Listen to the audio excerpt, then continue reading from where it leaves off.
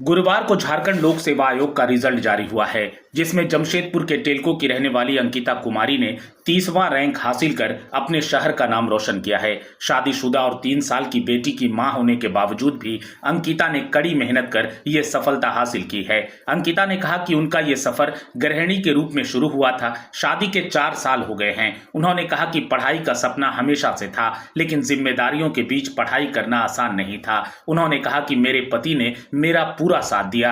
रात में जब घर के लोग सो जाते थे तब मैं पढ़ाई किया करती थी। रोज 2-3 घंटे भी पढ़ लेती थी। खुद को मोटिवेट भी करती थी कि एक दिन ये मेहनत जरूर रंग लाएगी। उन्होंने कहा कि डेडिकेशन और टाइम मैनेजमेंट ही उनकी सफलता की कुंजी है। उन्होंने टेस्ट सीरीज और न्यूज अपडेट को भी गंभीरता से लिया। उन्होंने कहा कि शादी या मां बनना आपके सफर का अंत नहीं है। रास्ता मुश्किल होता है, लेकिन जहां चाह है वहां राह है और मंजिल जरूर मिलती है। महिलाएं अगर ठान ले तो कोई भी मुकाम हासिल कर सकती है। उनके पति अनुज कुमार ने कहा कि अंकिता की पढ़ाई को देखकर उन्होंने कभी मना नहीं किया, बल्कि हमेशा उनका साथ दिया। आज उनकी मेहनत रंग लाई है। वहीं अंकिता की सफलता पर उनके घर पर बधाई देने वालों का तांता लगा हुआ है।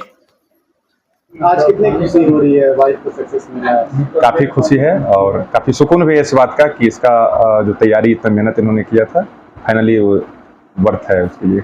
मतलब ड्यूरिंग तैयारी के दौरान आप किस तरीके से हेल्प करते थे? इन्होंने कहा ना कि मैं खाना भी बनाता था, बच्चों को सुलाता था भी, बच्चों को खिलाता भी था, कभी स्कूल भी, मतलब हर तरह जिस तरह संभव जितना टाइम मिल पाता था कोशिश करता था कि इसको टाइम मिले, कुछ पढ़ पाए।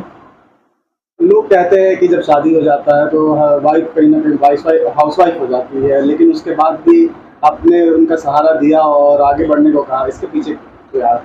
मुझे लगता है कि ये सब एजुकेशन के कारण होता है। मैं खुद भी पठन पाठन में लगा रहता हूँ और मुझे लगता है कि किसी भी हाउसवाइफ या कोई भी अगर पढ़ी लिखी लड़की हो तो सिर्फ घर तक सीमित रखना उसके टैलेंट के ऊपर कुठारघात है, तो जरूर आगे बढ़ने देना चाहिए। मेरा नाम अंकिता है। इस बार जेपीएससी में मेरा 30th रैंक आया और मुझे झारखंड एडमिनिस्ट्रेटिव सर्विसेज अलॉट हुई है। इससे पहले कैसे तैयारी कर रही थी? इससे पहले कौन सा एग्जाम अटेम्प्ट किया था? उसमें एग्जाम मैं 2013 से मैं सिविल सर्विसेज में की तैयारी मैंने शुरू की थी। मैंने उसके बाद मेरा बैंक पीओ में हुआ था, बट मैंने ज्वाइन नहीं किया। मुझे सिविल्स को अपना 100% देना था। फिर मैंने कुछ दिनों के लिए LIC में जॉब किया था।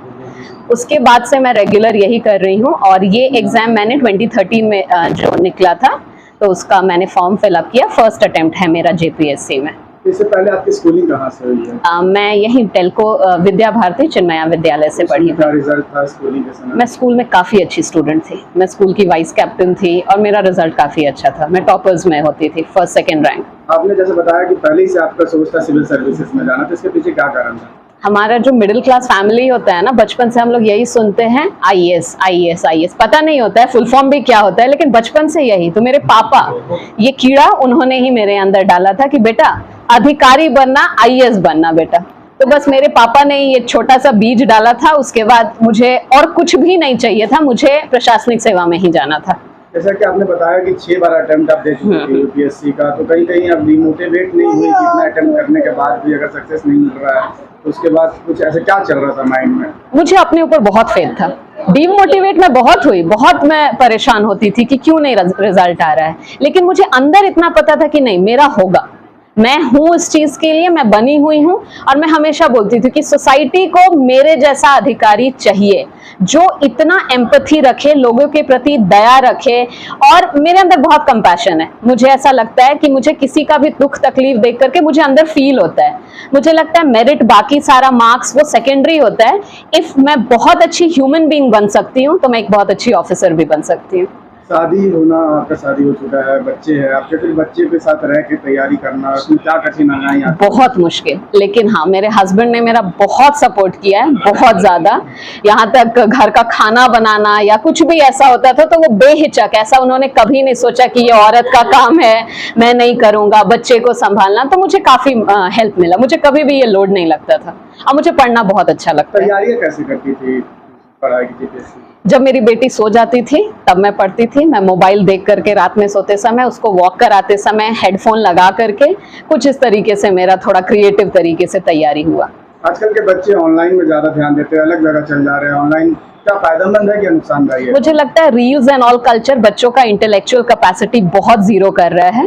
मुझे लगता है अच्छी किताबें पढ़नी चाहिए, अगर रील्स देखना भी है तो बहुत एजुकेशनल रिलेटेड देखिए, उससे ब्रेन का कैपेसिटी बढ़ेगा, क्रिटिकल थिंकिंग बढ़ेगा, और वो बहुत जरूरी है आज का यूथ के लिए, बिकॉज वही कल की हमारे देश को दे विल गिव डायरेक्शन। तो बहुत जरूरी है कि इंस्टा और रील्स में एजुकेशन रिलेटेड स्टफ देखिए। ऐसे बहुत सारे विद्यार्थी हैं जो लगातार अटेम्प्ट देते हैं, सक्सेस नहीं मिलता है, कहीं डिमोटिवेट हो जाते हैं, उनको आप क्या बोलना चाहेंगे? अगर रियली आपको लगता है आप मेरिटोरियस हैं, कुछ लोग एज अ फैशन भी करते हैं बिकॉज उनको थोड़ा दिन घर से बाहर रहना है ना, लेकिन अगर आप मेरिटोरियस हैं, this exam will always reward you. आप मेहनत कीजिएगा, आपका रिजल्ट जरूर आएगा, जरूर आएगा, और मैं बिल्कुल इसकी उदाहरण हूँ।